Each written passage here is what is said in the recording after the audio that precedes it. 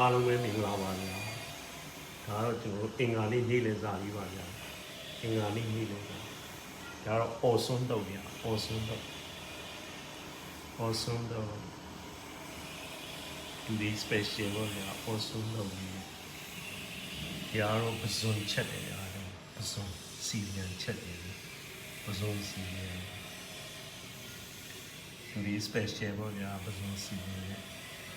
ဒီကတော့အရေးတော့ညာစွန်တန်ဟင်းညာစွန်တန်ဟင်းအရေးတော့ပါခင်ဗျာ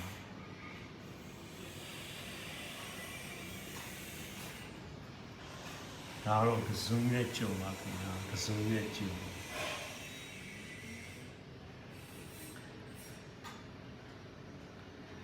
ဒါတော့ငါးဟင်းပါခင်ဗျာငါးဟင်း